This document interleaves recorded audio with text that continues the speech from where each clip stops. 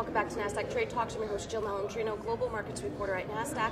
We're coming to you live from the 44th Annual Futures Industry Association Conference. Joining me on set, we have John Davidson. He's the CEO of Options Clearing Corp. We're going to learn about some technology initiatives going on at OCC. John, it's great to catch up with you as always, and it was a busy year for you guys in 2018.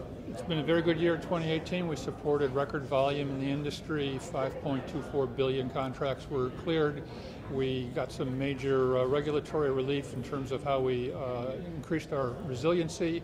We supported 168 new products for our exchanges, and we continue to provide high-quality services for our clearing members and all market participants. Let's go up and talk about resiliency. What has OCC done to enhance the resiliency as a central counterparty? So a number of enhancements to our financial safeguards package.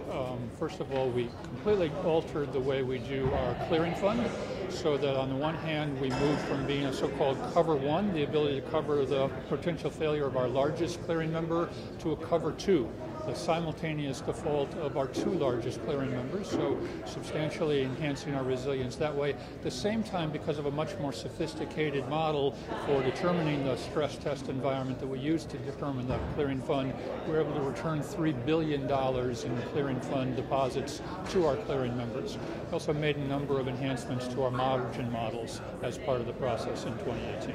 Now, all the technology initiatives at OCC, what is that going to bring to the options market? Some very important features. So our current technology works very well every single day. It's highly resilient, it's volume insensitive, but it's quite inflexible.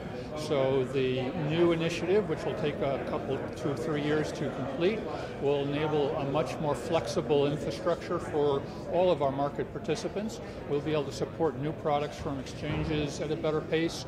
We'll be able to support after-hours trading on the exchanges, which is not developed nearly as well in the options industry as it has in the futures industry, and we'll be able to give much more accurate and real-time reporting back to our clearing members as they participate in these important markets. All right, let's talk about the 3 most important macro trends that you think could impact market infrastructure.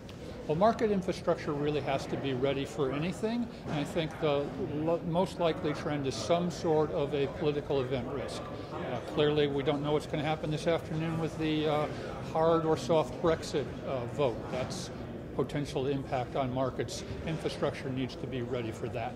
We have a continuing threat on the cybersecurity front. All of us in the infrastructure, the exchanges, the central counterparties, the central securities depositories have to be alert, have to have good means of enforcing very tight cybersecurity controls.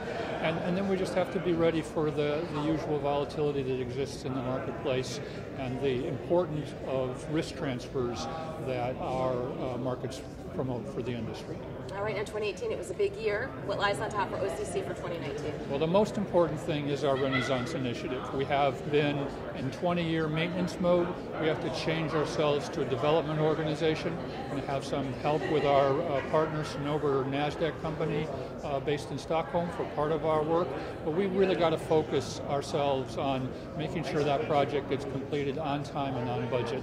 We need to continue to improve our relationship with our regulators, continue to improve our ability to meet their expectations, and we need to continue to provide the highest level of service and financial integrity to all of the market participants. All right, John, as always, great to catch up with you. Thanks for joining us. Thank you. And thank you for joining me throughout the day. I'm Jill Malandrino, Global Markets Reporter at Nasdaq.